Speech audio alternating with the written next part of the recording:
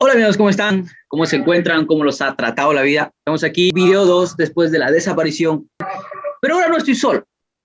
Está conmigo un queridísimo amigo, Wellington, un amigo mío desde mucho tiempo, y él ha crecido pues toda su vida aquí en el Oriente, donde vivo actualmente. Pero él nació, creció y vivió aquí la mayor parte de su vida. Bueno, sí, no se puede decir toda su vida, ¿no? Sí, hola chicos, ¿cómo están? A cada uno de ustedes, muchas gracias a ti, Michael, por la invitación a esta entrevista. Y la verdad es que muy emocionado de poder compartir lo que yo sé y lo que yo he tenido, lo que yo he vivido a las demás personas que están a nuestro alrededor. Creo que es un buen momento para poder compartir con las demás personas y que aprendamos juntos y que sobre todo seamos muchos capaces de aprender tantas cosas buenas, ¿no? Exactamente, eso vamos a hacer aquí, no vamos a hacer preguntas, tengo elaborado un marco de bastantes preguntas, algunas se les envié a ti y algunas no te las pude enviar, o sea, no te las envié porque creo que sea un poco sorpresa, ¿no? Eso es todo, ustedes ya saben, este es su canal Backbros, entonces vamos a comenzar.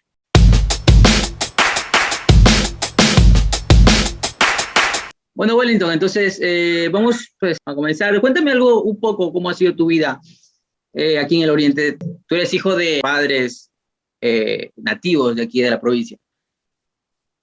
¿Cómo fue tu vida? ¿Cómo lo viste desde cuando eras pequeño? O sea, La yo te verdad digo es que la comparación porque, o sea, de lo que yo tengo padres que no son de aquí y yo he visto un poco la diferencia en la creencia. Tú que ya, o sea, has salido de aquí, has visto cómo es la crianza o conoces igual a mis padres, tú sabes la crianza, cómo es la diferencia entre la crianza de aquí y la crianza colona, como le dicen ustedes, ¿no? Bueno, la diferencia es que, bueno, en el Oriente tú tienes la posibilidad de extenderte al mundo donde estás rodeado, es decir, en la naturaleza. Ahí dentro del lugar, en el Oriente, tú puedes conocer a gente que tiene diferentes talentos, como ejemplo el tema de la cacería, el tema del lenguaje, eh, el tema de la música, sobre todo, pero también el tema del chamanismo ancestral. Entonces, creo que la vida en el Oriente es demasiado maravillosa. ¿Por qué? Porque tienes a disposición tantas cosas, como ejemplo, el poder vivir de una manera diferente a las demás personas que son en la ciudad. ¿Por qué? Porque dentro, en el Oriente, tú tienes a disposición muchas cosas maravillosas como son las plantas, los alimentos que allí se dan, los ríos que ahí habitan, los peces que hay dentro de los ríos, las cascadas que hay dentro que no son descubiertas dentro de la Amazonía, dentro del lugar donde vivo. ¿Para qué? Es un lugar maravilloso a comparación de estar en una ciudad, porque en una ciudad tú solamente te quedas encerrado en la casa o si es Ahorita, que no tienes trabajo te quedas. ahora que tú has visto, estás en la ciudad de Quito, ¿verdad? Entonces, ahora que tú has visto la diferencia entre vivir acá en la Amazonía, que tú has descrito, pues y claramente pues se ve que hay mucha vegetación, cascadas, o sea, mucha vegetación alrededor. ¿Cuál es cuál ha sido el impacto que has tenido, ¿no? En el momento de vivir entre selva y el momento de vivir en la ciudad. ¿Cuál ha sido el impacto, la diferencia que has sentido? El poder conseguir las cosas a lo ¿A más qué te rápido, es refieres con decir, eso? que en el Oriente tú tienes la posibilidad de poder sembrar un producto y que ese producto te crezca tarde o temprano dentro de los 6 meses. Y tranquilamente puedes sobrevivir con eso. Pero vamos a la ciudad. En la ciudad lo que tú tienes que hacer es trabajar para poder comprar un producto de la cual te podría venir Sí. dañado después de unas semanas. Y no vas a tener al instante, vuelta en el producto, en el Oriente tú tienes la posibilidad de que puedas tener todos los productos que tú quieras el mismo día o sembrarlo para que puedan crecer un cierto tiempo y poder cosecharlo. Y sí, invertir mucho. Exactamente. Y entonces, hablamos de ese tipo ahorita que estamos hablando de eso, hablemos un poco de la alimentación, ¿no? De la alimentación, la diferencia entre la alimentación en el Oriente y la alimentación acá o sea, afuera del Oriente, ¿no? Yo tengo aquí algunas y lo pueden ver ustedes, chicos, en el canal, tenemos un video de Conociendo el Oriente, así se llama el video, Pac Bros, Conociendo el Oriente, es un video en el que vine con Moisés acá y probamos algunas, bueno, no puedo decir que probamos algunas, probamos un tipo de comida, probamos lo que son los uquis, ¿verdad? Tú lo debes conocer muy bien. Los uquis, tenemos los chontacuros, el palmito, el maito, y la guayusa y muchos otros. Cuéntame algo de eso, cuéntame un poco de eso, ese tipo de alimentación. La alimentación dentro, lo dijo Michael, el ucuy, hablemos un poco del ucuy, porque creo que para muchas personas es muy interesante poder saber esto, ¿no? El ucuy son hormigas, pero de un tamaño un poco más grandecitos. Sí, sí, en el canal yo tengo un video en el que Moisés está comiendo ucuy, que son las hormigas estas, y se las está comiendo, se las está comiendo. Ya, verán, el ucuy es llamado, o se le conocen otras personas como la culona, se podría decir, no sé. Y tú vas afuera, te vas a Quito, Guayaquil, y tú dices eso y te refieres a otra cosa. Deme una, ¿cómo es? La culona. Deme una de esas y ya te iban a otro lado, no te iban al restaurante. Mire, les hablo. Vamos a ver, dentro de estos animalitos hay dos distintas clases. El que es uno negro y uno que es medio amarillito. No sé si se han dado cuenta. Bueno, el negro es la hembra y el amarillo es el macho. Esa no me la Y sabía. ustedes van a preguntarse cómo es que, en qué periodo o época es que salen estos animalitos. Pues generalmente salen desde septiembre, octubre y noviembre. En los 3 meses que son muy variados esos meses. ¿Cómo funciona esto? Que las hormigas trabajan toda una temporada llevando hojitas, cortando esas hojitas, palos, llevándolos. ¿Para qué?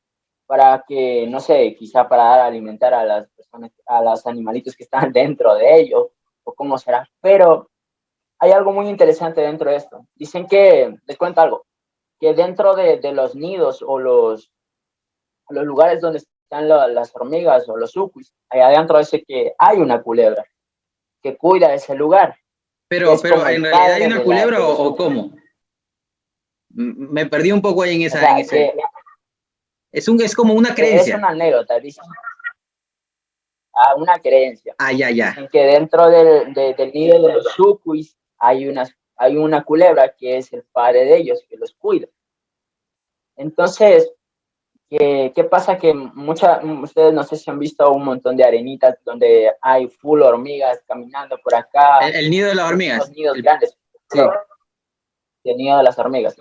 Se dice que cuando una culebra abandona el nido donde está esos lugares, los ucuis emigran a otro nido para poder hacerse lo que generalmente. Pero una pregunta aquí. ¿Tú conoces yo personalmente, yo llevo años viendo aquí, no sabía. ¿Tú conoces el nido de los ucuis? ¿Qué tiene un nido debajo de la tierra, un panal o cómo? Son puros caminitos huecos, nada más. Por abajo no encuentras nada más que huecos y un lugar lleno de huecos, nada más. ¿Pero qué es un panal o arriba? Lo que encuentras es más abajo de la tierra. Abajo de la tierra. Ahí es como la hormiga, abajo de la tierra y lo que tú encuentras abajo de la tierra son hormigas mucho más grandes de las que ustedes pueden ver al caminar. Ustedes digo esto porque por travieso a mí también, yo por curiosidad empecé a excavar y encontraba unas hormigas grandotas y más grandes. Andabas molestando a las hormigas. Esas hormigas te pican. Y ya, o sea, sí. Y por el hecho de también poder ver ese tema de que si está la culebra ahí adentro. Entonces, eso es. Y cuéntame un poco también de las otras, como lo que es el chontacuro, el palmito. Tengo entendido que el palmito se lo saca de la planta de la chonta, en la misma en la que crece el chontacuro. Ajá, ya, eso sí. También, bueno, terminando el tema del ucuy, para terminar, los ucuis generalmente salen a las 5 de la mañana, todo el mes de septiembre, octubre y noviembre. Eso es septiembre, octubre y noviembre tienes que madrugar a las 5 de la mañana para ir a coger los ucuis. Ajá. ¿Cómo se coge? En el monte se les coge con unas velas o encendedores, es decir, ¿cómo se le llama acá? Mechapuro. Sí, generalmente se lo dicen quichua, ¿no? O sea, un encendedor. Ajá. Con Que eso está lo hecha de puedes puro coger. mismo. No con gasolina y un trapito Gasolina. y se le prende el fuego. Como una Ya, molotov, más o menos. Una mecha, una mecha. ajá, una mecha, ¿no? Eso. Ya, terminando eso. Vamos a ver sobre el tema de Luku, digo, perdón, el Chontakuro. Quizá muchos de ustedes dicen, ¿de dónde nace el Chontakuro? ¿En dónde se da? Pues el Chontakuro claramente lo dice, Chontakuro. Vamos a traducirlo al español, gusano de chonta. Ah, Porque el Kuro es gusano. Chontakuro, ajá, porque el Chontakuro, generalmente todo como conocemos nosotros, es en quichua. Pero vamos a traducirlo al español, que quiere decir eh, gusano de chonta. Gusano de chonta. Pero una pregunta, tengo entendido que el chontacuro no solo sale en la planta de chonta. Me Ajá, parece también haberlo visto en plantas de matas de coco u otras matas así, o sea, morete, con un tallo duro. ajá, ya. Sí, en eso también. No el chontacuro no solamente se da en la chonta generalmente, como dijo Mike, también se da en el tema del árbol de morete. No sé si ustedes han visto los árboles de morete En el que de son Morete también grandotas sale. también y salen aún mucho más grandes, el árbol de Ah, morete. Y y también en, el, en unos árboles que son como palmeras, no sé si han visto en las calles hay árboles que son como sí. palmeras, en esas también. Ah, ya también sea. Una pregunta, ¿el chontacuro se da durante o después? O sea, cuando la mata está en pie o ya cuando se cae. Porque yo he visto que por lo general sacan el chontacuro cuando la mata está en el suelo, cuando ya la han cortado. Ajá. Sí, el Chontakuro se da después de que el árbol sea cortado, es decir, ya una vez que lo cortan el árbol, ejemplo la chota, lo primero que proceden a hacer es hacerle huecos en cada 3 o 4 centímetros o metros, perdón. ¿Para qué? Para que el escarabajo, que como generalmente se lo conoce, son los que ponen los huevillos dentro de ese agujero. Ya se le hace huecos, huecos, huecos hasta tener una cierta cantidad para que los escarabajos depositen sus huevos. Parece medio asqueroso, pero así es como se cosecha. Oh, espérate, entonces el chontacuro es el escarabajo, Sí, algo así, pero de un pero escarabajo, más no de chiquito, cualquier como bebé escarabajo. más o menos. Sí, pero no es un escarabajo cualquiera tampoco. O sea, es un escarabajo especial que mucha gente quisiera verlo, pero no puede. Sí, creo que yo he visto, son esos escarabajos que normalmente se decía que se los sabían llevar de aquí de Ecuador porque los vendían en otros países, que son esos escarabajos que tienen como esos picos en la cabeza, como esas, que son unos escarabajos pero grandes, el porte más o menos de mis dedos. Sí, son unos escarabajos especiales, por eso es que mucha gente quiere tratar de verlo y conseguirlo, porque creo yo y mi conciencia que son muy caros y muy cotizados también a la misma vez. Exactamente, por eso yo escuchaba, bueno, veía noticias de personas que decían que se llevaban los escarabajos y no solo de Ecuador, sino que pues de toda la región amazónica de Latinoamérica, que se daban este tipo de escarabajos, se los llevaban a Europa, a Estados Unidos para poder venderlos y comercializarlos, porque dice que los disecaban y así los vendían. Bueno, continuando con el tema, a la pregunta es que quizá muchos de ustedes quieren saber qué tiempo los chontacuros ya son comestibles, ¿no? Bueno, por lo general podríamos esperar entre 10 semanas para que el chontacuro ya esté grandecito y pueda comerse. Más o Ah, o menos sea, 10 sería semanas desde que haces el hueco en la mata, tienes que esperar para poder comértelo. 10 semanas, sí. Tú creciste comiendo ese Máximo tipo como de unos cosas, 2 ¿verdad? meses. La verdad es que es muy, muy delicioso. Cuéntame Como, algo, por ejemplo, cómo era o sea, te levantabas para ir a la escuela, ¿verdad? Te levantabas para ir a la escuela hasta que anochecía para irte a dormir. ¿Cuál era tu comida, tu desayuno, tu almuerzo y tu merienda? eh, así por lo general, la chicha. En el desayuno, ¿qué La comías? chicha de chonta, ¿Cuál era tu comida en el desayuno?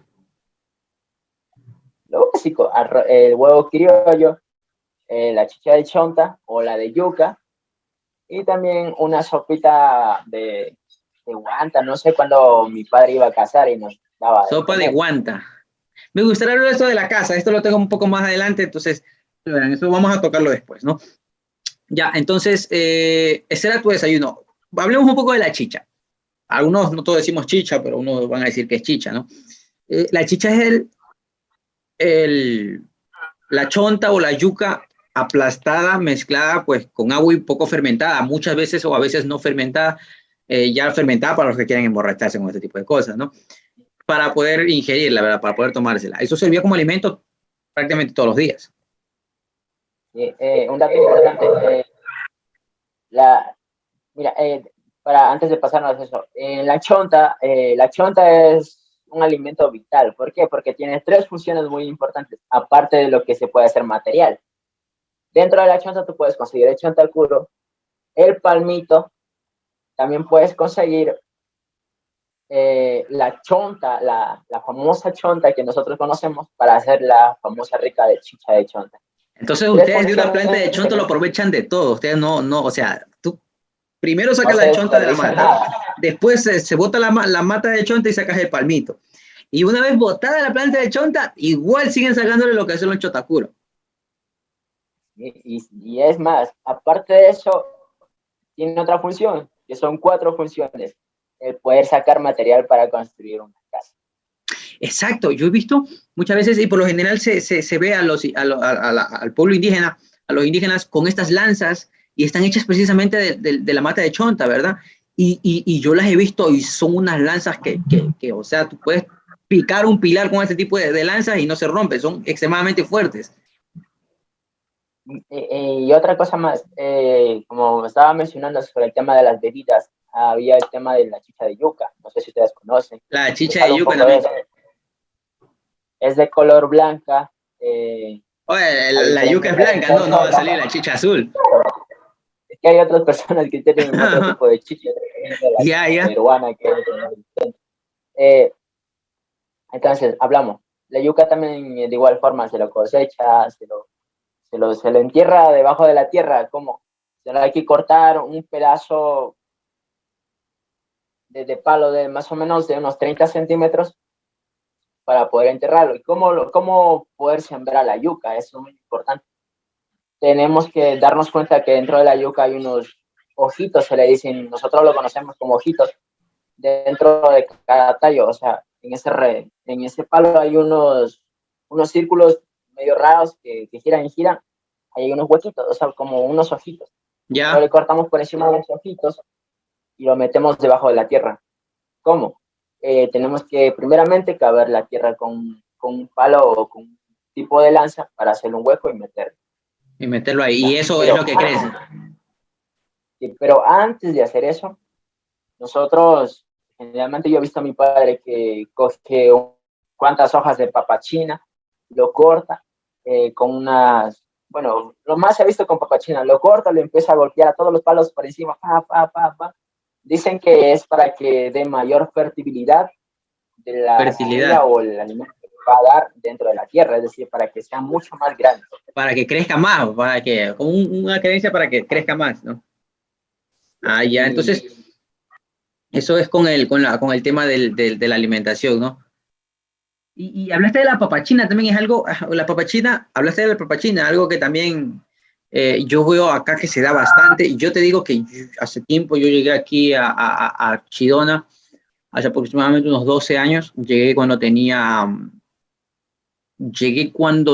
7 años, y yo me acuerdo que llegamos a una casa en la que en nuestro patio la papachina crecía como hierba mala, te digo así, o sea, como hierba mala. Eso era bastante, y la hoja de la papachina es bastante diferente porque es una hoja como un plato, ¿verdad? En la que el agua puede caer y como que el agua se desliza. El agua se desliza por la hoja de papachina. Entonces nosotros tenemos bastante hoja de papachina, pero nosotros no sabíamos. Veníamos de afuera, nosotros no sabíamos que era la papachina. Entonces yo me acuerdo que eso nosotros lo cortamos, pero un día me acuerdo que mi hermano cortó una hoja de papachina y en vez de cortarla la arrancó y salió una, porque vienen entre bastantitas creo que son, ¿verdad? No viene una, creo que vienen así bastantes pegaditas. Entonces nosotros dijimos, ¿qué es esto? Y después de un tiempo nos dimos cuenta de la papa china y nosotros la cocinamos para ver cómo salía y salió bastante bien. Sí, la verdad es que a mucha gente no le gusta probar este tipo de papas por el hecho de que es muy meloso. Bueno, Exacto, exacto. Es como babosa. es babosa, entonces, Exactamente, sí. pero, pero tengo entendido que la papa, hay que dentro, la papa china, y la papa china es muy, muy, muy, muy cotizada dentro y fuera del país. ¿Para qué? Para llevarse al exterior a vender. Ejemplo, hay otra también llamada la malanga, y la malanga es muy cotizada también porque se lo manda a hacer harina. No sé si ustedes conocen la malanga es una planta de papa china, pero mucho más grande. Ah, no es lo Sus hojas mismo. son grandes, no son las mismas. Entonces, la papa china y la malanga son las mismas papas, pero de diferentes categorías. Unas que son Ah, grandes y otras que son chiquitas. son otros tipos La que, de papa china, se podría decir. y, claro, como, y hay mucha gente que va a decir papa china, o sea, que son como esas que, como dijo Michael, así tipo corazón, que brotan ahí. Tengan ojo, mucho cuidado. Hay muchas plantas diferentes, muchas plantas iguales a esas, pero hay otras que son de color rojo, una de color con puntitos amarillos y rojos, otras verdes con esas. Hay que saber diferenciar cuáles son papas Exactamente. chinas y cuáles no. Porque hay igual plantas que crecen así mismo como la hoja de papachina, que son la misma hoja, pero no es lo mismo también. Tú lo arrancas y no hay nada, no vas a decir ahí no creció la papachina, simplemente no era. Entonces, eso es muy importante también poder distinguirlos. Las papas chinas se lo distinguen por el color verde, que son unos tallos un poquito grositos y tienen unas semillas muy buenas por dentro. Entonces, vamos a eso. Eh, Hablando sobre el tema de la papa china. Bueno, ahora otro alimento que quizás muchos de nosotros conocemos dentro aquí del Oriente se llama el garabato yuyo dentro de nuestra comida típica. Que usualmente nosotros cuando íbamos al monte con nuestros padres, nosotros comíamos este tipo de alimentos. ¿Cómo son los garabatos yuyos?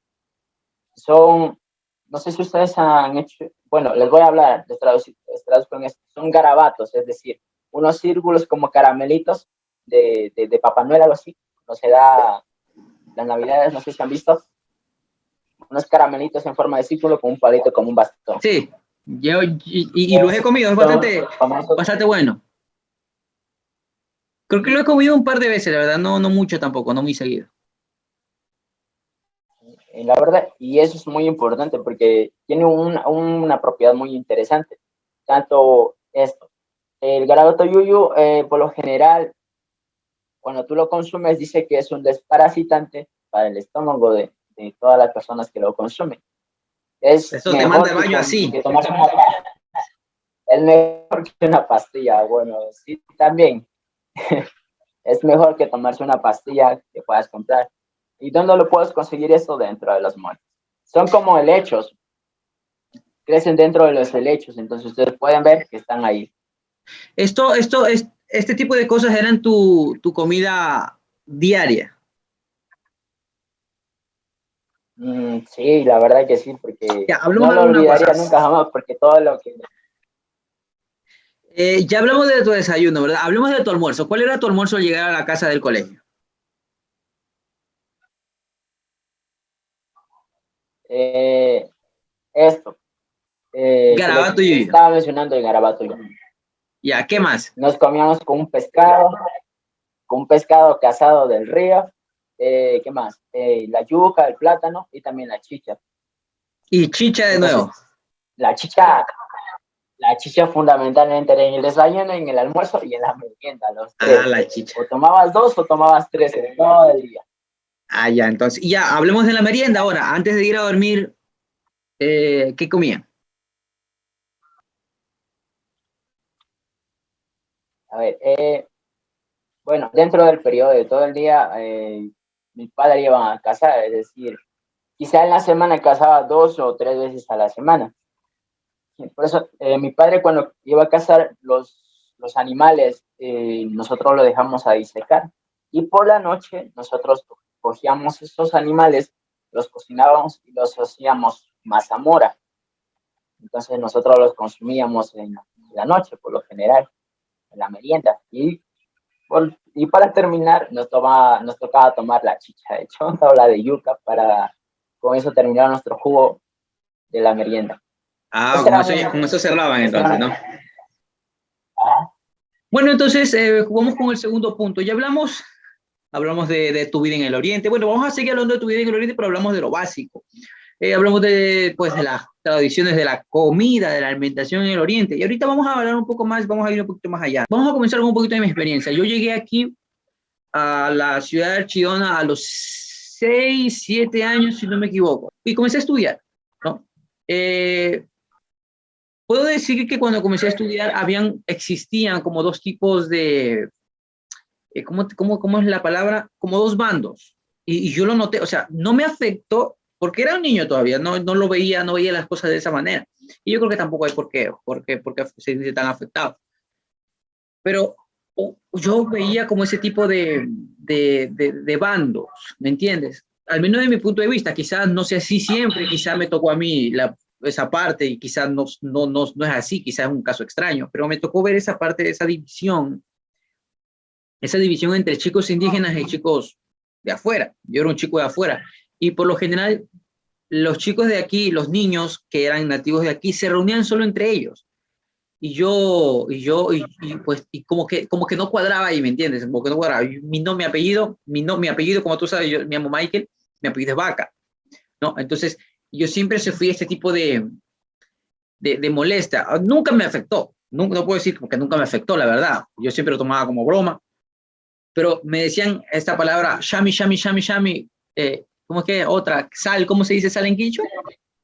Eh, Algo que le dicen a las vacas para que vengan a comer sal.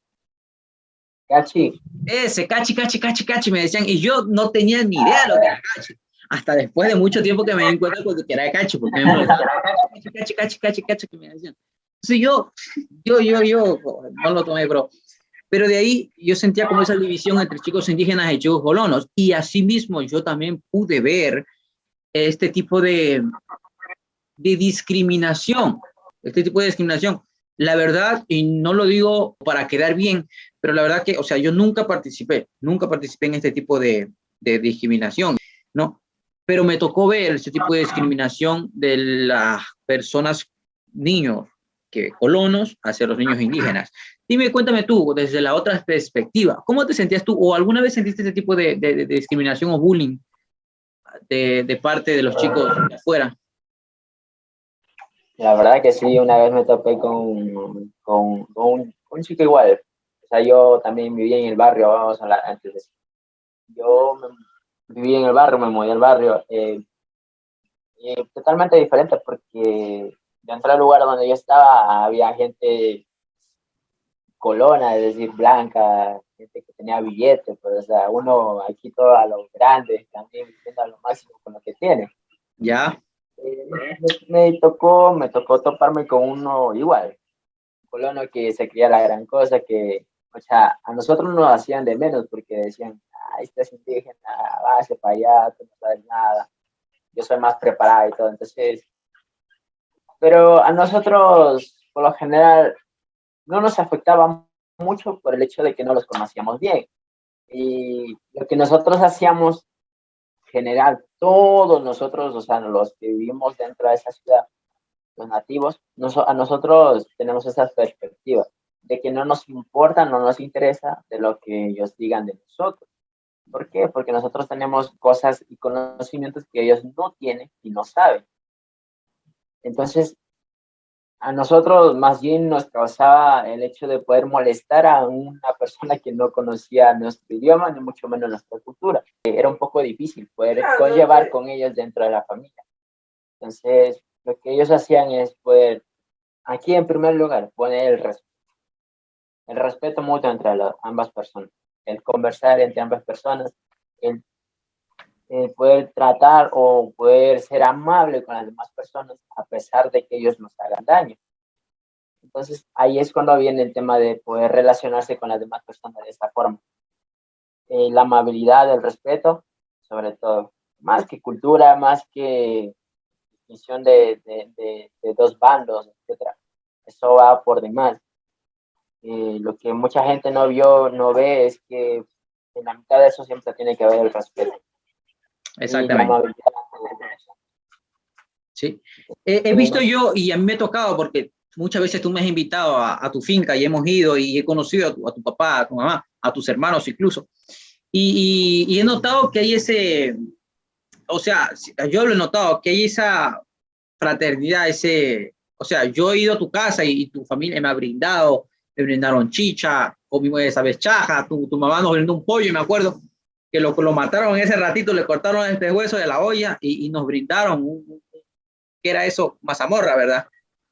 Ajá. Sí, era mazamorra y comimos y yo veía ese, eso es lo que, o sea, lo que uno se imagina, porque ven los documentales en los documentales de televisión, en muchos documentales, que se ve que cuando uno llega a estos sitios, la gente te quiere brindar muchas cosas, y eso es lo mismo que yo sentí, al menos desde mi punto de vista. Y eso es algo bonito, algo que tú ves, y como para ti es nuevo, todo este tipo de cosas, o gente que viene de afuera, es nuevo todo este tipo de cosas, ver cómo se llevan, cómo viven más que todo, y que los reciban de esa manera es bastante bonito. Cuéntame un poco y tú desde el primer momento fuiste a la escuela, cómo, o sea, no hubo ningún impedimento para ti, este tipo de cosas. De donde La tú verdad, vivías, desde donde tú vivías a la escuela era bastante cerca. sí, porque me acuerdo que nos mudamos a la ciudad porque estábamos en el monte, pero sí tengo entendido de que mis hermanos vivían lejísimos, es decir, en el monte, y para poder bajar a la escuela ellos tenían que madrugar a las 4 de la mañana, Es bajar que de arriba de la exactamente eso tengo entendido. Tú, ¿qué tan importante? Hablemos de esto de la educación y un poco del idioma. ¿Tú naciste o creciste hablando español o quichua? ahí va. Yo crecí hablando quichua primeramente porque es la base que generalmente a toda persona se le da. Y conforme uno va creciendo, va aprendiendo también el español. ¿Cómo sucede esto cuando te llevan a una escuela o tu padre, por lo menos, que tiene que aprender el hablar el español, aunque sea un poco, poder decir ciertas palabras? Entonces nosotros acogemos todo eso y en la escuela aprendemos el español. Pero nuestras bases en sí, son el El quichua. quichua. Aprendimos quichua ¿Tú te muy acuerdas, temprano. tú te acuerdas cuando comenzaste a hablar el español? Sí, ¿Se te hizo más o difícil? menos. No, la verdad, porque se me hizo como que extraño, pero aprendí por el hecho de convivir también con una persona que también sabía español, Yo también pero se mis ve. padres sabían dicho. Entonces, para poder yo comunicarme con mis padres, de que mis padres me digan, toma esto o come esto, yo era como que desde los 3 o 4 años que tengo conocimiento de decir, ¿qué es eso? Pero decía, después no decían, no, esto es esto y esto es esto. O sea, un poco del español, pero más que entonces aprendí. Aprendiste a hablar quichua. Y entonces ese fue tu tipo de educación. O sea, tus padres te enseñaron a hablar el español? ¿Recibiste esa educación de tus padres o de afuera con la experiencia? De afuera con la experiencia. De afuera con la experiencia. ¿Qué tan importante es para tu familia que tú sepas hablar el quichua? Uf, importantísimo, ¿sabes por qué? Porque ¿cómo tú te vas a comunicar con tus padres que saben quichua? Y tú ya aprendes el español, una lengua muy importante para poder dialogar fuera de la ciudad o dentro de las personas que saben español. Pero ¿cómo tú vas a dialogar en español con tus padres que saben quichua? Entonces, Ajá, es muy exactamente. importante para tú poder atenderlos a tus padres y poder saber lo que ellos quieren ahora que son un poco mayorcitos. Por ejemplo, hay gente o padres que son mayores que saben quichua y sus hijos no saben quichua. ¿Cómo ellos se van a comunicar con ellos? ¿Cómo ellos van a saber qué es lo que necesitan? ¿Qué es lo que? Quieren. ¿Qué tan, Entonces, qué tan importante? Cuéntame, ¿qué tan importante es ahora? Porque, bueno, tú ya tienes 20, 23, 20, 22, 23 años, ¿verdad? Y tengo entendido cuando los tiempos cambian, ¿no? Y antes era muy importante, sumamente importante que aprendieras el quichua. ¿Qué tan importante es ahora, en el año 2022, en los años 2020, en los nuevos años? ¿Qué tan importante es que ese niño crezca hablando quichua? Yo tengo compañeros, tenía, bueno, en el colegio, por allá por el 2018, que no hablaban quichua, eran nativos, pero no hablaban quichua. Tenía unos que decían que lo entendían, pero no lo hablaban. Sí, ahí está. Es que nosotros los nativos somos privilegiados, se podría decir. ¿Por qué? Porque podemos hablar dos lenguas muy importantes, el quichua y el español, a diferencia de los colonos que quizás puedan hablar en inglés, no solo el español. Entonces, pienso que es muy importante en esta época de que cada uno de nosotros, las personas o los jóvenes o la nueva generación de nativos que están haciendo, perdón la palabra, podamos aprender el quichua. ¿Por qué? Para que no se pierda esta cultura del habla. Mira, tengo aquí una información, es un poco antigua, de 2001. Según resultados del censo poblacional en el 2001, los hablantes del quichua solo es de 500.000 de personas. En el Ecuador, actualmente somos 17 millones de personas. Por allá por el 2001, pongamos que eran unos 13, 15 millones de personas. Menos, 13 millones de personas. Y solo de ellos habían 499.000 hablantes. Poco más del 50% de la población quichua que mantiene la lengua ancestral sería en su mayor bilingüe de quichua y castellano. Según los análisis realizados a partir de datos del censo del 2001, solo el 14.3% de la población que se autorreconoció indígena sería monolingüe, es decir, que solo habla el quichua, solo el 14%. ¿No? Podemos decir que, y eso es lo que quería tratar un poquito, que la población o los hablantes de quichua están desapareciendo. Ya no es tan importante, creo, que los chicos puedan hablar quichua. Sí, porque hay muchos que han dejado por el tema de la vergüenza, del poder decir, bueno, ¿De la qué, perdón? por el tema de la vergüenza de aprender el quichua y poder hablar ante la gente. Porque tengamos entendido, mira, yo sé y tengo entendido que hay jóvenes que saben quichua y lo entienden, pero ellos no lo quieren hablar ante la gente porque piensan que es algo que vergonzoso. para la sociedad, vergonzoso. Eso porque quizá la afectación de la moda, la afectación de tantas cosas que en el ámbito social o círculo donde estamos metidos, se habla mucho el español, pero menos el quichua por el tema de la vergüenza. De poder decir, yo hablo yo hablo. ¿Cuándo sería al revés? Nosotros tendríamos que ser privilegiados y tendríamos que ser orgullosos de eso porque podemos hablar dos lenguas a diferencia de otras personas. En un futuro que tú pues tengas tu familia, ¿tú piensas enseñarles quichua a tus hijos? Claro, esa es mi base y esa es mi ley. Yo le he puesto así, como que una ley que cuando yo tenga mis hijos, ellos van a aprender a hablar quichua desde muy temprano y también el español. Y quizá por ahí otra lengua, ¿no? Pongamos un caso, ¿no? Tú tienes una esposa y tu esposa, por obvias circunstancias, no es ecuatoriana, ¿no? Y tu esposa no le gusta que tú le enseñes quichua a tus hijos. ¿Tú qué haces?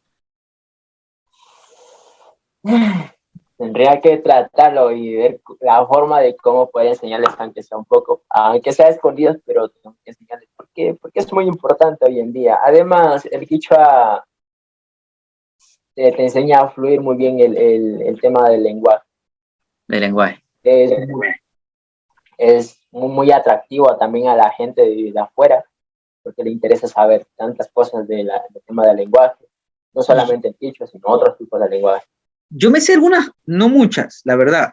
O sea, como experiencia, como he vivido muchos años, debería saber mucho más, pero no sé muchas cosas. Yo me acuerdo que incluso en la escuela los niños, y era bastante común que tengas amigos que hablaban quichua, pero lo único que hacían es hablar el quichua como para molestarte, nada más. Esa es la base de los niños. Hablar el quichua solo para molestarte. Entonces me sabía algunas palabras como, bueno, las palabras normales. Para poder decir buenos días en quichua se podría decir Ali Punja. Ale puncha, buenos días. Eso. Y hay algo, perdón que te moleste, hagamos un cortito aquí. ¿Cuál es la diferencia entre el quichua y el quechua? Ahí es algo muy importante, muy interesante. Yo tengo entendido que hay muchas personas que pronuncian. Vamos a hablar sobre el tema de un animal muy importante. Importante, bueno, muy interesante. La gallina. La gallina, en general, generalmente lo conocemos nosotros. Nosotros, para decir el quichua, hay una diferencia entre el quichua de aquí con el quichua de la sierra. Y también sobre el tema de la letra, en la letra y la pronunciación. Dentro de nosotros, nosotros decimos, para decir una gallina, le decimos atalla, que significa gallina o pollo, atalla. Dentro, fuera de aquí, de la sierra, en otro lugar, dicen atalba. Ah, pero si tú conversas en quichua con un hablante de quechua, ¿se pueden entender? Claro, sí nos entendemos, solo que la pronunciación es diferente y Y la también la letra es escritura. diferente. Entonces, nosotros acá, el quichua de nosotros, generalmente lo escribimos como lo pronunciamos. Acá Ah, en el otro bando, el quichua de ellos le aumentan una K o le aumentan una E o una R, o también le pueden decir Atalba o Atalia, y hay una pronunciación de una R mayor en otras lenguas, en otros lugares. recordemos un poco que el quichua es bueno, no es podría decir, no, la verdad que tendría que averiguar mejor. Podríamos decir que el quichua es lo que es la región amazónica del Ecuador, y el quechua es originario, creo que de Perú, pero también se habla en todo lo que es la región sierra del Ecuador, ¿verdad? ¿No? Entonces, bueno, ya hablamos de que tú creciste hablando el quichua, es muy importante para ti hablar del quichua, ya hablamos de las diferencias entre el quechua y el quichua, y también de qué está, o sea, qué tan importante es para un niño ahora que pueda hablar quichua. Y que no se pierda más que todo este tipo de lengua, que concorde pasa el tiempo va desapareciendo cada vez más, cada vez más. Hablemos un poquito de esto que yo quería llegar rápido a este tema porque yo creo que es el tema de interés del momento. Hablemos un poco de este tema que es como la sanación, los métodos de sanación que tienen las personas del Oriente, ¿no? Normalmente se sabe que, pues, que si tienen algún tipo de enfermedad, no acuden, muchas veces no acuden a los centros, a los hospitales o centros de salud. ¿A dónde acuden? A los chamanes, ¿verdad? Entonces, háblame un poco, ¿tú alguna vez has ido a un chamán? ¿Te han llevado a un chamán? Han ido, a ellos han venido a la casa. A ellos o sea, ¿cómo es? No es que tú vas, sino que ellos vienen. Ellos vienen, nosotros les decimos que vengan por cierta situación, ellos vienen a la casa. Entonces Ellos nosotros no vienen a la tenemos casa. que ir a la ¿Qué, casa. qué tan caro es contratar a un chamán? Para hacer una limpia, la verdad es que sí, una limpia para que pase más o menos unas 2 horas o 3 horas de sesión con el chamán. Por lo general se le cobra $20. O 20 cobran dólares una limpia. por ¿Y la limpia para qué es? según tengo entendido que la limpia es para poder quitar los malos espíritus o poder darte la bendición, se podría decir la bendición, no sé si llamarle bendición a esto, porque ya conozco más o menos cómo es este mundo, de poder tener el camino preparado para que tú seas bendecido en este sentido, en todo tu camino y trayecto para que tú seas prosperado, lo que ellos dicen, son eso los chamanes. A eso son los chamanes. Entonces te cobran 20 dólares por una limpia, esa es la limpia, ¿ya? Y después de la limpia, ¿qué más hay? ¿Qué más hay? O sea, ¿qué servicios presta un chamán? Bueno, hablemos dentro del tema de chamanismo, ¿no? Los chamanes generalmente, casi la mayoría, son un poco adultos, es decir, pasando de los 50 o 60 y algo de años. Ah, o sea, Hay para ser otros, chamán tú ya tienes que tener una edad avanzada. no tanto eso, No sino puede haber que un chamán joven, 20, también hay, pero okay, puede que haya. pero Sí, no sí toman hay. en serio, No son tan expansivos, pero la mayoría son adultos. adultos. Eh, Dentro de la ceremonia usan, usan unos métodos muy interesantes. Se usa el tabaco, se ¿Ya? usa la hoja de bambú, pero los tiernitos, ¿Ya? son chiquitas las hojas de bambú, los recolectan, los hacen como unos chinescos, pero con full hojas. Son unos bambús muy especiales. Y también el ingrediente principal para todo esto es la ayahuasca. Ese tema lo quiero separar un poquito. Ya vamos a hablar de la ayahuasca. Hablemos un poco más de los, porque En general yo quería llegar a estos temas porque yo creo que son los de más interés y los que más me interesan a mí también aprender el tema de los chamanismos, sobre todo el de la ayahuasca y todo esto, ¿no? Ahora cuéntame tu experiencia en un chamán. ¿Qué es lo que se hace? Un chamán fue a tu casa, me dices, ¿verdad? Nuestros padres tenían la creencia de que cuando un chamán iba a tu casa y lo invitaban a la casa era para poder limpiar los malos espíritus que O sea, podían afectar, fueron a donde ti para quitarte los malos espíritus. hacer una limpia y, como te digo, una bendición para que te vaya bien en la escuela, en el colegio, ¿Ya? en la escuela y en el colegio. Antes de comenzar la escuela, ellos llamaban a los chamanes y decían, vamos a hacer una limpia para que los hijos tengan buenas calificaciones, no se distraigan todo el proceso escolar, en la escuela y en el colegio. Siempre nos hacían limpias. Es decir, si pasabas octavo, noveno, décimo, la limpia, todo eso. Y ellos decían, esto es para que te vaya bien, que puedas tener buenas calificaciones. Espérame, Rey. ¿Qué pasó?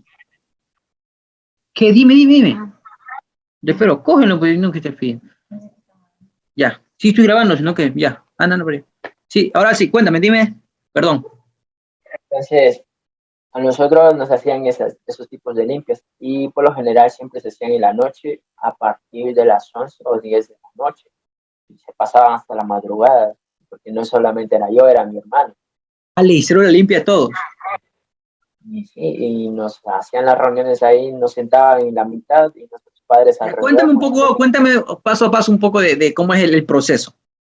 En el momento en el que yo voy a hacer la limpia, por ejemplo, yo me quiero hacer una limpia, ¿verdad?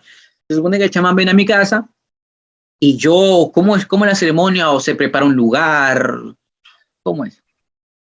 Claro, ellos llegan a la casa, se duermen un poquito, quizás, no sé, de cansancio, Ah, ya se duermen. duermen. Pero después de unas 2 o 3 horas, a partir de las 10, ellos se despiertan ya a preparar el lugar, mientras Ya. nosotros estamos dormidos. Mientras nosotros dormimos, ellos preparan el lugar. Hacen un lugar, un círculo dentro de la casa, donde están mi papá, mi mamá, y si es que hay otros invitados, tío, tía o hermana, y el chamán con su esposa ahí, si es que tenía esposa. Entonces, a lo que hacían es llevarnos a la mitad, y el chamán se ponía detrás de nosotros y empezaba a hacer la limpia. Ahí empezaba con las hojas y todo eso. Así como se ven en las películas, que hacen así. ¡Ah! Así Sí, bien. nos hacían ahí, empezar el ritual, empezar a hablar, no sé si hablábamos otras lenguas, cosas semejantes, porque yo, como era medio sonámbulo también dormido, pues no entendía lo que hablaba, solamente y va, y eso. Entonces, para mí era diferente. Ya cuando crecí, empecé a escuchar unas cositas por ahí, pero no le tomaba mucha atención, sino que ellos hablaban y para nosotros era muy importante el poder escuchar eso. ¿Por qué? Nos interesaba a nosotros, nuestra conciencia. Creo que cada uno de nosotros tenemos esto de que si un adivino quiere decirte algo, dice, oye, quiero hablar contigo, tengo algo que decirte de cierta cosa. Creo que a ti te va a causar interés, ¿no? El poder saber qué es lo que quiere hablar de mí en el futuro. A todos nos gustaría saber cuál es nuestro futuro, pero no sabemos cómo es nuestro futuro. Entonces, a mí siempre me causaba esa curiosidad de saber qué es lo que quiere hablar en el futuro, qué es lo que quiere decir de mí, qué es lo que va a hacer. Este chamán. Entonces, bueno, este es el ritual que se realizaba con los chamanes. Ahora, la pregunta del millón. ¿Has tomado ayahuasca? Sí, la Ya. verdad que sí. ¿Qué es la ayahuasca primero? Es como unas lianas que crecen como en los árboles.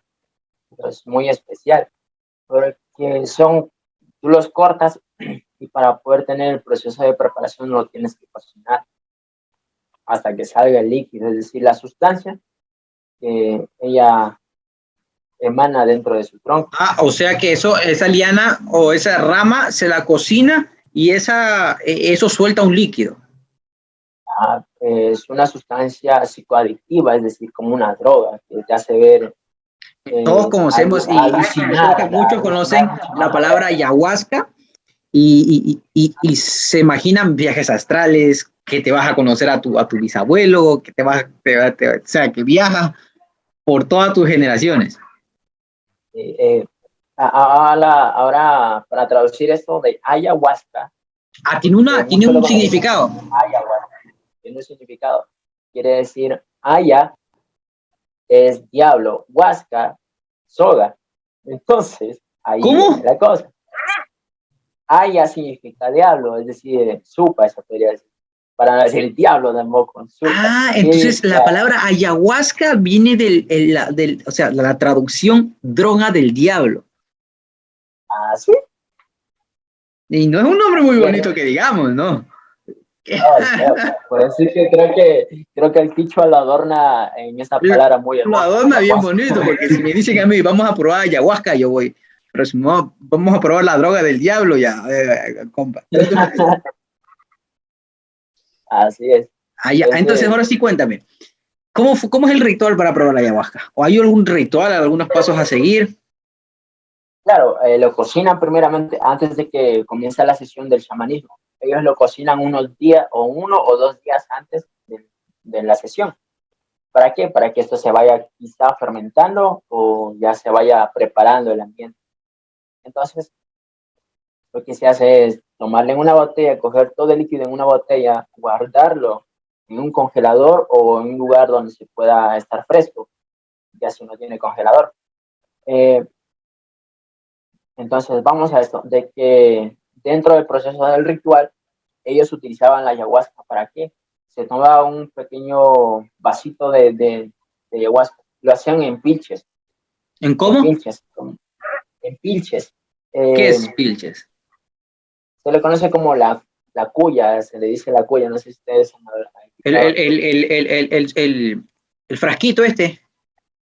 Sí, hay una palabra que ustedes utilizan también allá, no sé cómo se llama, la cuya, el pilche, acá se le conoce como cuya o pilche, pero El ustedes le conocen frasquito, el de otra frasquito forma. ese para tomar. Ya. En esa. Hay unos chiquitos que se hacen y se los reparte a toda la gente que está alrededor. ¿Para qué? Para que ellos también puedan estar alucinando dentro del viaje astral que se hace ellos. Ya, entonces, a ti te Entonces, dieron a se les probar esto. reparte a todo, no, a todos los que están alrededor, menos al que está dentro del círculo. Ya. Entonces, a ellos Ah, no, el que está ellos, dentro del los que están círculo no alrededor le del dan. círculo solo son limpiados y hechos. Ah, ya, ¿y para qué es No, esto? ¿Para no qué, sé por qué qué, pero es, función tiene este tipo de droga, de la ayahuasca? eh, ya, si bien es cierto que esto es un líquido que te hace alucinar y te lleva mucho más allá de lo que puedas imaginar, más que la droga.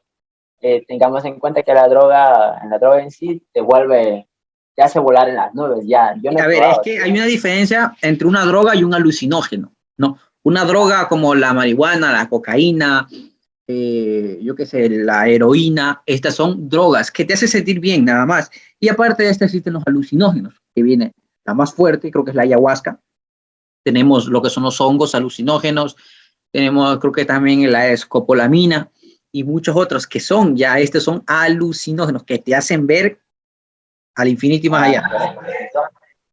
así, y eso es muy, muy loco porque los que están alrededor, todos ellos pueden ver el futuro, más allá, aún estando conscientes cuando se toma la ayahuasca, porque es un brebaje que te mandas un poco agrio, pero después un rato con la fumadera que ellos mandan en el tabaco, y no es cualquier tabaco tampoco, ¿no?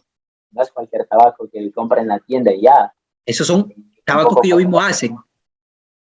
preparados por ellos mismos con las plantas de la zona que ellos conocen. Allá. Ahora Entonces, sí, cuéntame un poquito ellos lo de tu preparan, se lo experiencia. toman, se lo fuman, el tabaco, y también se toman la ayahuasca. Cuéntame un poquito de tu experiencia. ¿Cómo fue tu experiencia con la ayahuasca? A ti te dieron de tomar, ¿verdad?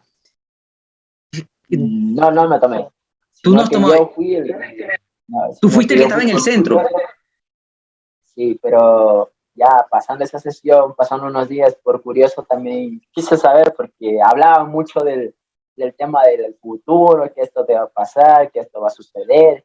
Y a uno le interesa saber, pues, o sea, y uno como estaba medio soñado, escuchó medio, y yo también quise saber cómo se esta nota de que tú puedes ver el futuro, me interesaba bastante. Entonces dije, Ya. chuta, ¿podría ser chamán o no? ¿Qué pasó aquí?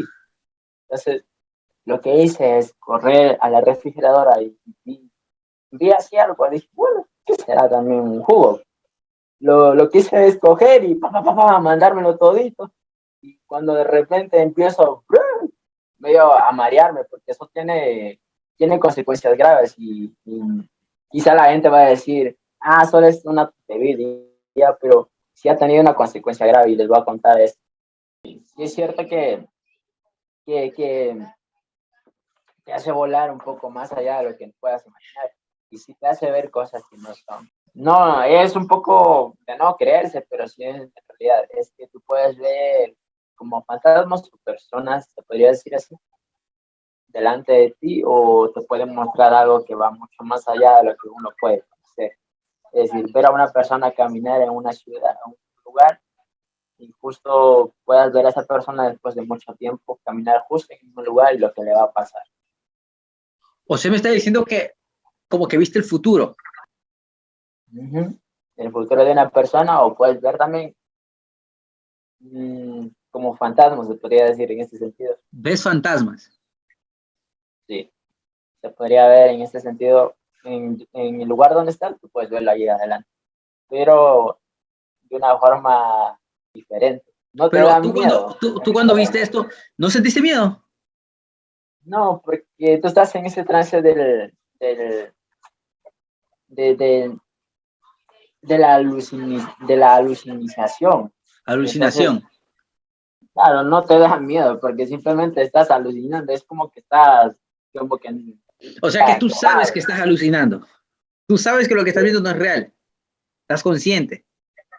sí, estoy consciente, pero no te da miedo, o sea, por lo que te has tomado eso también.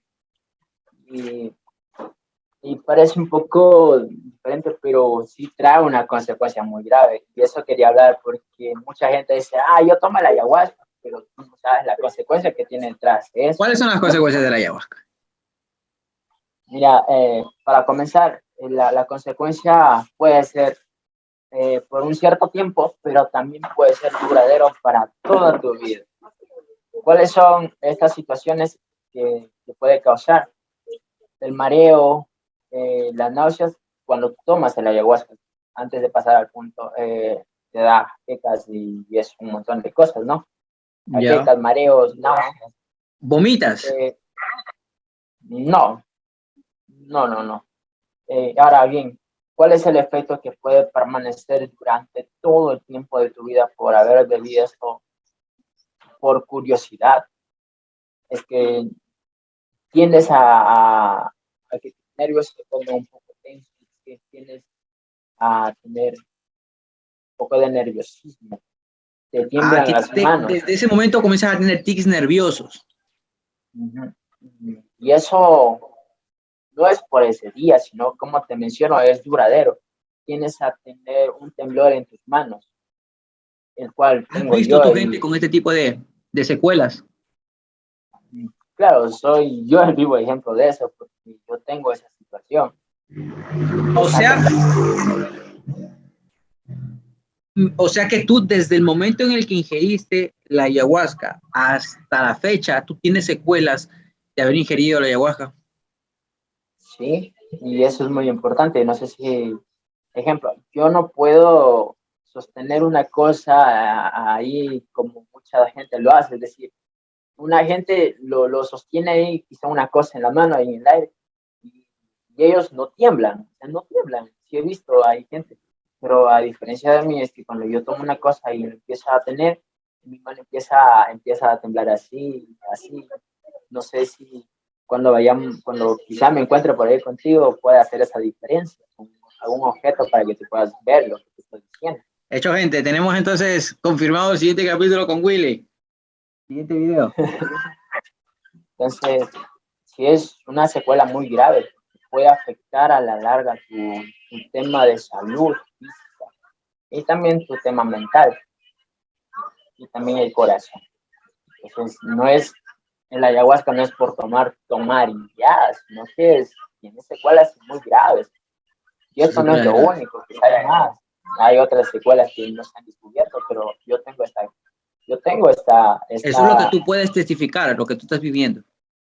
claro, yo tengo esta consecuencia, se podría decir, por la curiosidad que me mandó. Entonces, Para andar, por andar cogiendo las cosas que no, para haber hecho entonces mano para mí larga. y es un poco difícil también el tema de que cuando tú tienes algo que decir a una persona, te empieza a temblar demasiado el corazón, quizá ya no es como estar enamorado, sino que es diferente a lo estar enamorado. Quizá cuando uno está enamorado te puede decir de corazón y te tiembla, ¿no? Pero acá en el tema del lenguaje es mucho más difícil poder controlar y poder decir esas palabras a la gente que tú quieres decirle por una cierta cosa que tú viste. Entonces, eso es un poco difícil porque quizá, digo yo en mi ser, yo puede haber mucho más allá de lo que yo pueda imaginar por haber bebido eso. Exactamente. A no ser que quiera descubrir y lo desarrolle eso para ver qué es lo que puedo ver. Aunque sería un poco difícil poder mantener todo eso también. Esas son las experiencias que has tenido tú con la ayahuasca. Uh-huh. Entonces podemos confirmar que todo el momento de tomar ayahuasca te vas a ver a tu abuelo, a tu abuela, a tu bisabuelo, a Jesucristo. No, eso sí, no, Jesucristo, no. Es muy complicado. Sí, sí has ido tú a ir a cazar animales. A cazar animales pequeños, pero no como la gente dentro del oriente lo hace. Es decir, muchos de ellos sin descartar o poder revelar el secreto de ellos, ¿no? Muchos llevan escopeta. Exacto. Tú no has Llevan manejado ese escopeta. tipo de armas. No, pero sí me llamaba la atención de cómo poder usar. Tus padres cazan con escopeta. Y mi papá sí, mi hermano también, y mi otro hermano, el menor, él también puede, y yo soy el ¿Cómo es único este que no tema puedo. cómo es este tema de la caza? Cuadran un día, van el día, en la noche, esperan, ponen trampas, siguen a las presas, ¿cómo le hacen?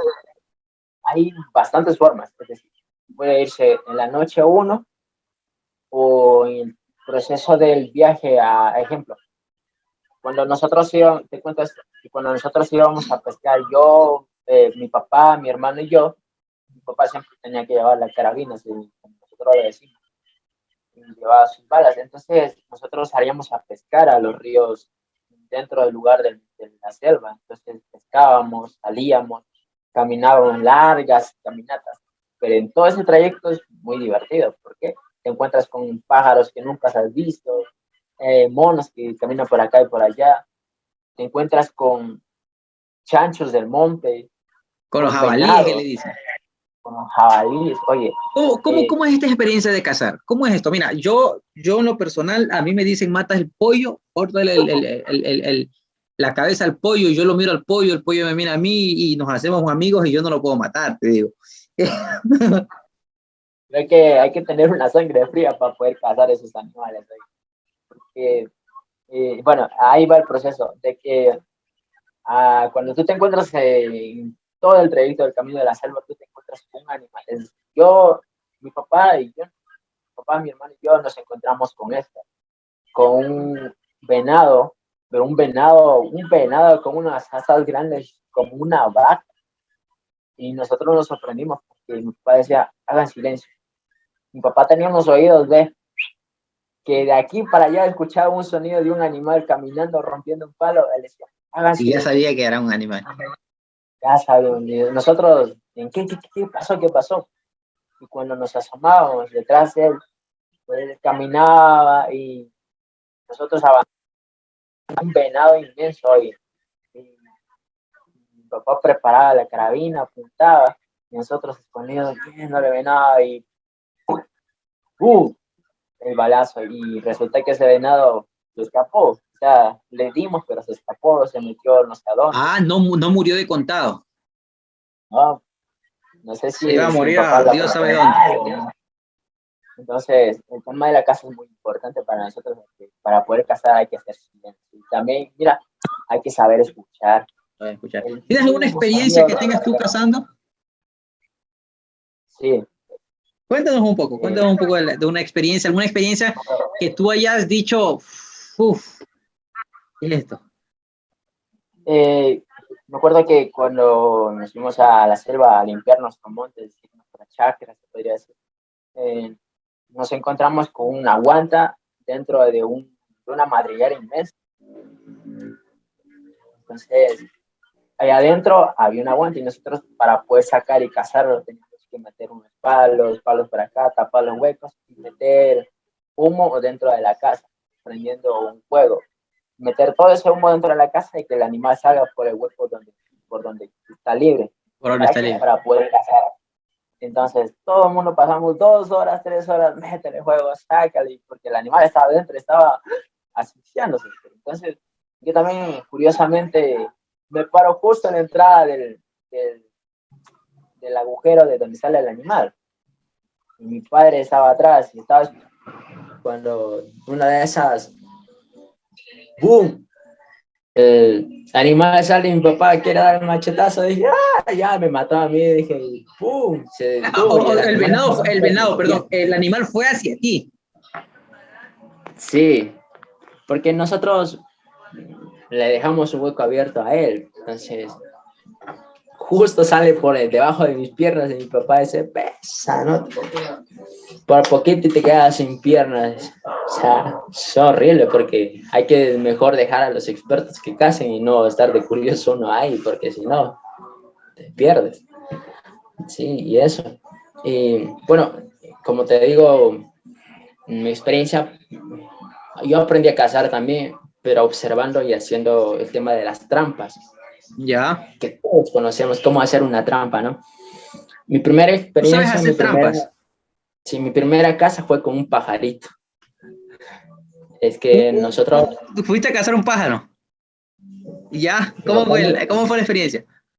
Y mi papá me enseñó a poder hacer una caza, es decir, una trampa para un pajarito, cómo hacer y qué poner. ¿Cómo es una trampa para un pájaro? Si ustedes, no sé si conoces el lisán, que le conocen acá. Sí, que son hojas como punteadas y como tipo corazón. Voy a intentar poner una foto en el video aquí. Ahí se desliza. ¿Ya? Dentro de esos tallos de árboles, ahí adentro hay una semilla de color rojo que cuando madura empieza a caer, es decir, son de color rojo cuando los pajaritos comen, no sé si han visto. Ya. Tú coges uno de esos, los amarras dentro de una postura mínima donde el pájaro se pueda sentar. Ponemos los palitos, mi papá ponía los palitos, ponía una soga, ponía un palo del otro extremo para que lo jalara, es decir, como una catapulta. Entonces, ¡pum! Entonces, en el momento en el que el pájaro se asienta, ¿eso qué? ¿Manda volando el pájaro o qué hace? Cuando el pájaro se sienta, empieza a comer y mueve un pequeño palito que está enganchado así de la mitad de ahí. Si se sienta, lo que hace es hacer caer eso y que el palo que está acá lo jale duro y la soga que está ahí metida atrapa el pie de él. Entonces, lo atrapa al pájaro. Entonces tú cuando vas lo encuentras al pájaro ahí vivo. Ahí volando, vivo. Y con la pata ahí colgada. Y tú ahí tienes que matarlo. Generalmente si quieres lo matas, pero a ver, a mí se me escapó como 2 veces, pero a la tercera ya cayó.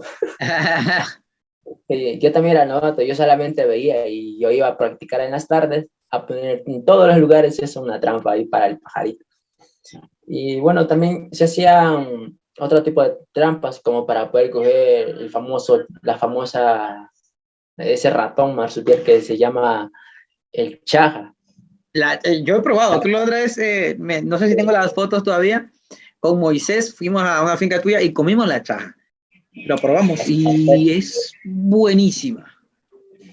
Ese animal habita en las palmas de las chontas, allá arriba, cogiendo esas chontas, comiéndose las chontas, todos los huevos. Pero es como una rata. Una rata grande. ¿Y cómo es que se trepa por ahí arriba? No sé, pero se trepa a las chontas y va a comer su chonta allá arriba. Ya. Sus nidos son también arriba, en las chontas, o también puede ser un tronco seco. Entonces, nosotros para poder cazar lo atraemos, es decir, ponemos unas comidas, quizá la chonta que le gusta a él, y para poder cazar ese animal nosotros tenemos que tener un tronco grande, o conseguir un tronco grande, pesado, y poner alrededor un tronco acá y el otro tronco acá, y el tronco pesado en la mitad, alzarle con unos palos, unos ganchos acá. Y de igual manera, si es que él topa un palito o algo, ese tronco cae encima de él y lo aplasta. Y entonces, ustedes van y lo encuentran ahí chicha. Desbaratado. Desbaratado. Y lo cogemos y consumimos eso. Entonces, esa es una de las formas de que nosotros podemos cazar si no tenemos armas. Ejemplo, exacto, hacer una jaula para un animal dentro de la selva. Sí me gustaría hacer esa... Lo que nunca he hecho es hacer una jaula para un animal que entre dentro de la jaula. Una trampa para un animal, para que el animal entre dentro de la jaula.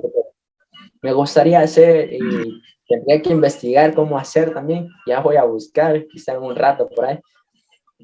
Pero sí me gustaría hacer esa trampa para ver si el animal cae o no dentro de la jaula. Para dentro de la jaula. Sería una experiencia bastante interesante, gente, para poder hacerlo. Si podemos documentarlo, mucho mejor, ¿no?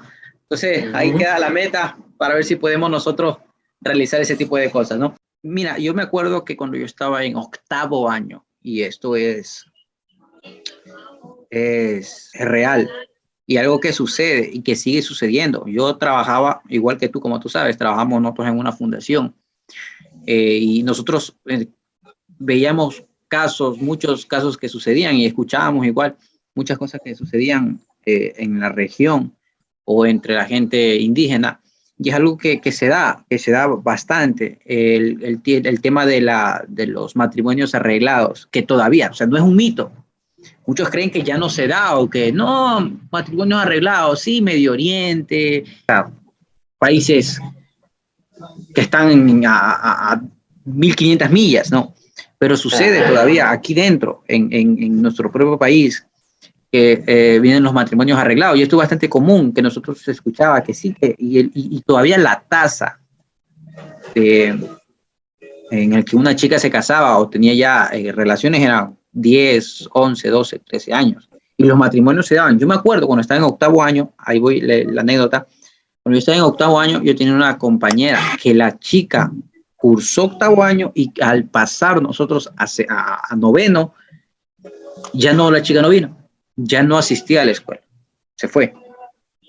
Y con el tiempo yo me acuerdo que ha de haber sido, y en el mismo curso, en 9º año, la chica yo la vi después de unos 6 meses, embarazada.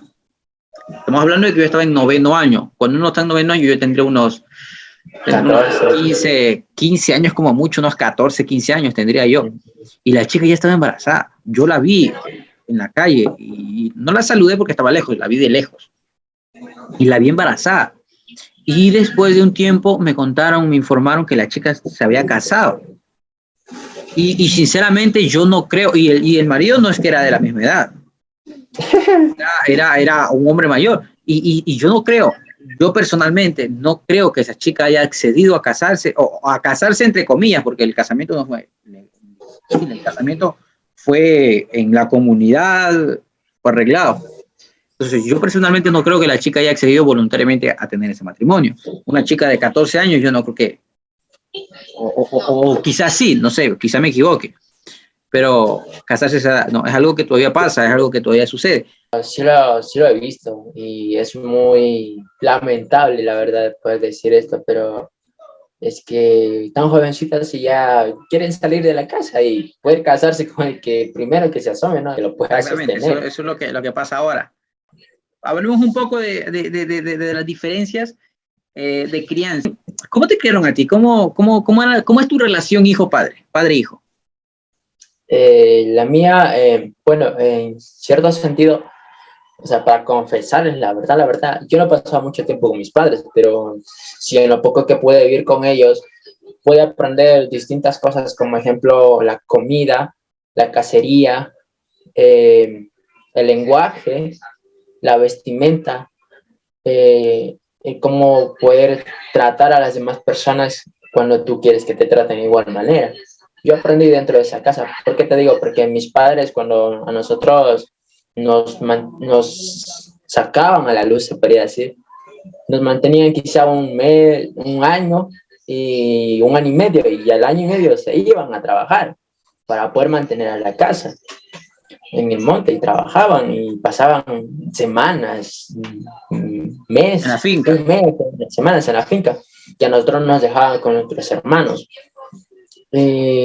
Todo ese trayecto a nosotros nos criaban nuestros hermanos, y cuando teníamos una cierta edad, más o menos de unos 5 6 7 años, ya nosotros nos teníamos que depender de nosotros mismos, aprender a cocinar, aprender a lavar, aprender a hacer nuestros deberes sin ayuda de nuestros padres, porque O sea que nuestros padres existe la independencia a temprana edad, cierta independencia a temprana edad, a diferencia de muchas otras familias, o en especial la mía, que yo a los 5 años estaba jugando en el jardín. En los 5 años mi mamá me decía, yo le pedía permiso y me iba a jugar, y yo solo llegaba con la ropa sucia, me sacaba la ropa sucia, y yo ni sabía cómo se lavaba, pero ya mi ropa aparecía en la cama dobladita y limpia, ¿no? O sea, la diferencia entre muchas veces, pues, a uno les toca vivir distintas situaciones.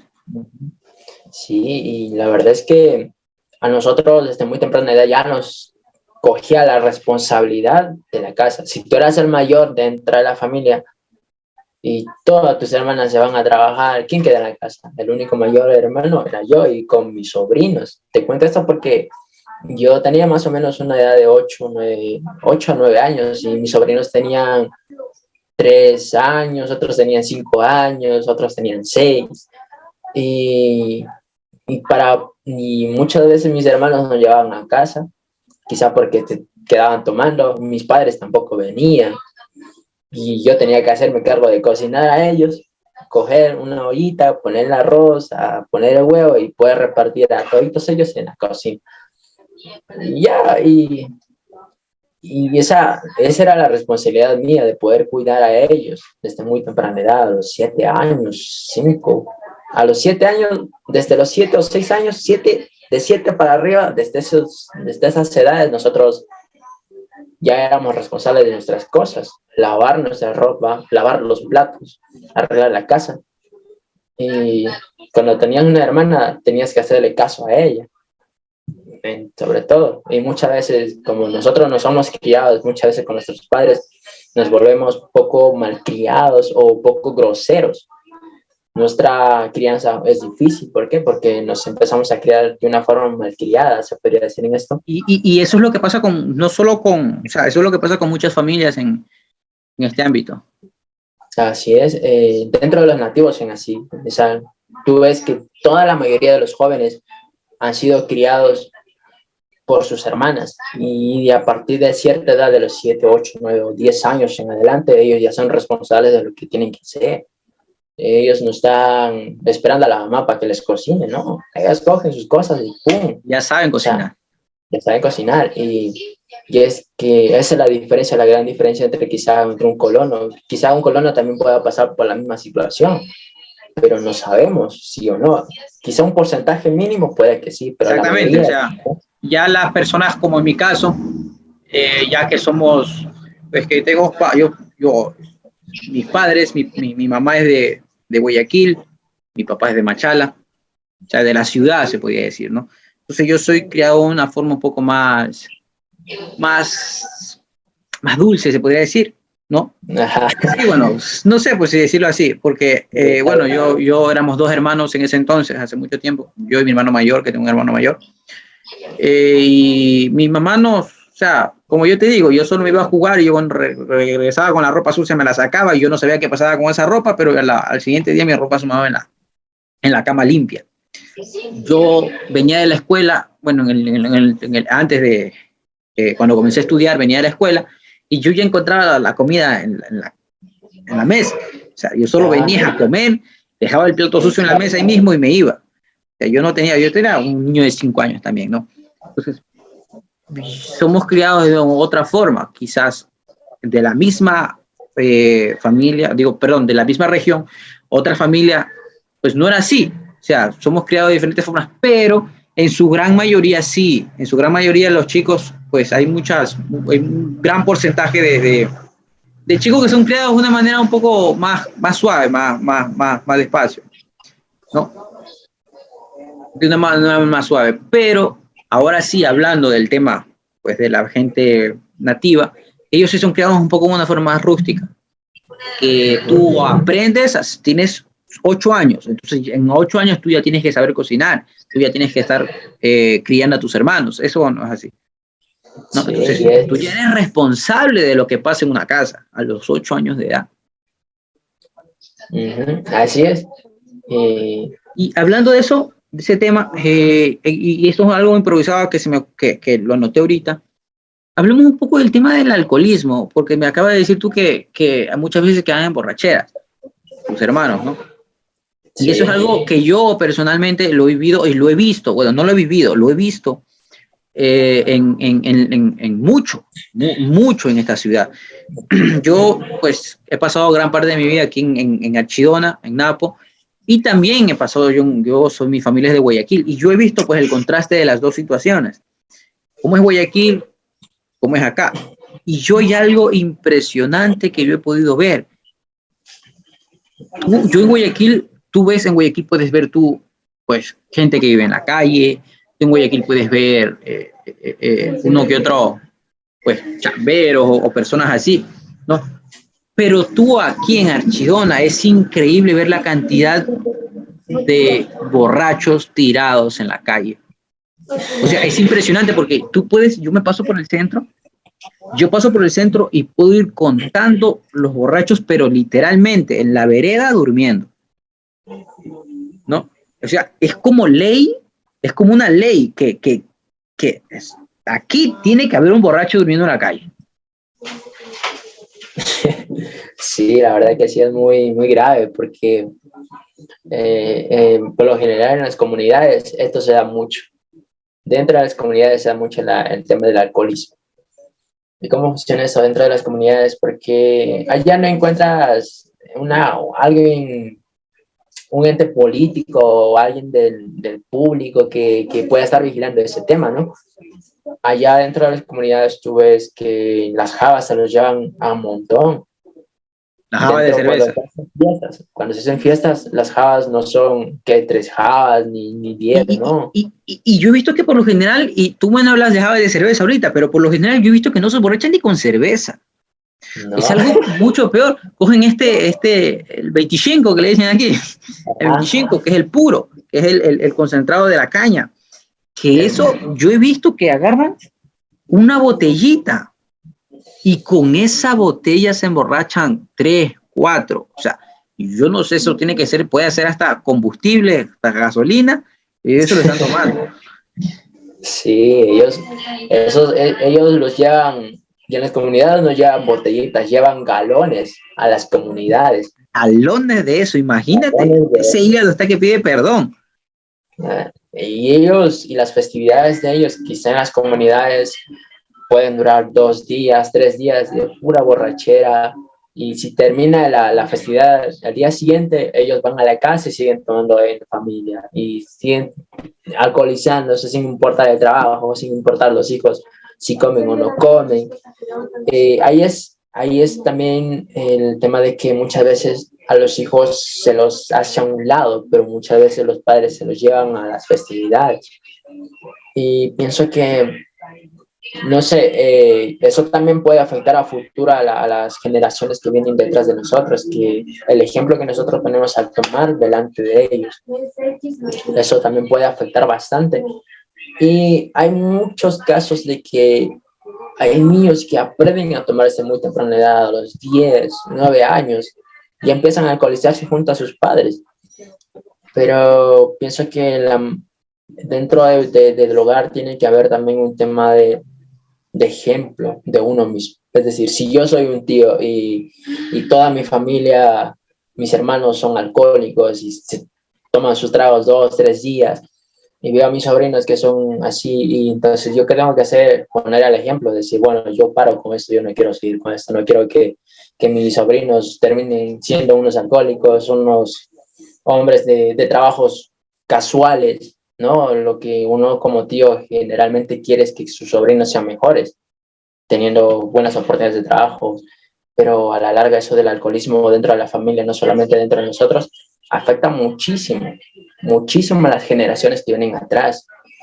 Pero para poder parar eso un trabajo largo, quizás Exactamente, es un trabajo, vienes acarreando tú una costumbre de cientos de años, o sea, es algo que siempre se ha venido dando así, y que una persona venga a querer cambiarlo es bastante complicado, creo yo, ¿no? Es venir y querer borrar 100, 200 años, 300 años de historia. Entonces es bastante complicado el tema del alcoholismo aquí, y podemos decir que el nivel o la edad en la que comienzan a consumir alcohol los chicos puede ser de hasta 12 años, 10, 11 años. Yo he visto personalmente en zonas aisladas, en el monte, en el río, en zonas en las que pues, no ingresa constantemente la policía, puedes ver tú a gente, a chicos de 15, 14 años ingiriendo alcohol. Y es algo pues, que sorprende, porque yo la verdad que tú te vas a ciudades como Guayaquil, Quito, puede que hayan casos así, pueden que hayan casos así, y no lo niego, pero es que no así, no como acá, que tú puedes ver no a uno, dos, ni a tres, tú puedes ver a bastante gente, bastantes chicos que hacen lo mismo, y ya a temprana edad comienzan a hacer este tipo de cosas. Sí, es verdad, porque eso es eso es muy grave en la situación de nosotros los nativos, porque se podría decir que acá nos encanta o les encanta el trago. Les encanta. La ciudad de los tragos, les encanta el trago a ellos. Entonces es un poco difícil también tratar ese tema. Ajá. Bueno, entonces, y para terminar, usted estás en Quito, ¿verdad? ¿Cómo ves tú ese ambiente? ¿Te gustó salir? ¿Cuánto llevas en Quito? Llevas viviendo cerca de 2 meses, ¿verdad? O sea, tampoco es mucho tiempo. Uno diga, ay, no, es que llevo un año, tiene que llevar un año para poder opinar. No es así. ¿Cómo ves tú el salir de aquí después de tanto tiempo, después de la tranquilidad? Porque la verdad que esto es un millón de veces más tranquilo que las ciudades grandes, como Quito y Guayaquil, que tú escuchas a cada rato pues los carros, el relajo. ¿Cómo es cambiar de aires? Acá para poder conseguir el alimento es un poco difícil. Como te mencionaba anteriormente, hace unas horas atrás, que para poder conseguir un alimento acá tú tienes que trabajar y poder comprar el alimento, comprar el pollo, comprar las legumbres, comprar el plátano. Comprar lo que acá tú mismo puedes sembrar. Así es, porque ya tú tienes todo, como te dije, tú puedes cosechar tranquilamente y esperar a que vaya creciendo. Mientras va creciendo la planta allá en el oriente, tú puedes salir a cazar un animal o puedes comerte una gallina o un huevo. Y es un poco más barato, se puede decir. Lo único que gastarías allá es quizá un balanceado o maíz para los pollos. Acá lo que tú tienes que gastar es un montón de cosas para poder... Pero por otro lado, ¿a ti te gusta o no te gustó el cambio de aires? Sí, un poco, pero la verdad es que se extraña bastante el lugar. Entonces, o sea, si te tocara a ti quedarte a vivir por allá, ¿lo harías o se te haría bastante difícil? Bastante difícil. Bastante, o sea, tú quieres regresar como de lugar, buscarías la manera de regresar. La verdad que sí, porque acá tú no tienes la posibilidad, por ejemplo, de ir al río, como puedes estar allá en el oriente. Pues allá en el oriente tú ves los ríos por donde sea. Exactamente. Acá en la ciudad tú tienes que buscar un bus para irte a una piscina donde hay mucha gente. Y en esa piscina quizá hay muy cosas que ni siquiera te imaginas. Exactamente. Entonces eso es, Willy. Entonces, te agradezco, no queda más que agradecerte. Si no tienes nada más que decir. Oh, la verdad es que nada más que agradecerte, decirte muchas gracias por ese video y poder compartir con las demás gentes que no conocen sobre el tema de cómo uno vive en el oriente y cómo uno vive en la ciudad, ¿no? Porque exactamente, no. Es muy interesante, más que todo hablando del tema familiar como nativos dentro del oriente. Así que si ustedes quieren escuchar de cómo se hace una casa o qué materiales se utiliza para poder hacer una chala, como le dicen, una changa o una shikra. Hay muchos materiales del monte que se pueden realizar esos hermosos detalles artesánicos para las demás. Entonces, chicos, este video te haya gustado. Si ustedes quieren una segunda parte con Wellington aquí, entonces me gustaría que compartan este video, que le den like, que lo compartan, que lo compartan, que lo compartan, que lo compartan para poder tener una segunda parte, para poder lograr que tener a William, no, porque es medio difícil, ¿eh? Es medio difícil el muchachón, entonces para poder tener una segunda parte.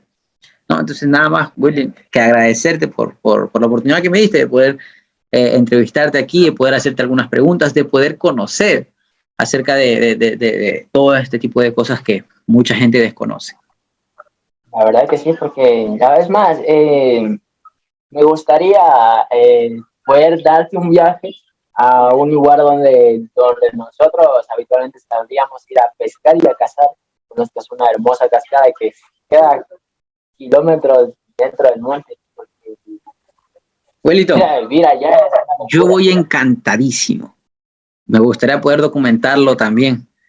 Sería un poco complicado porque tendrá que ingeniármela, porque ustedes saben que yo no grabo más que con mi celular, todos los videos, ¿no?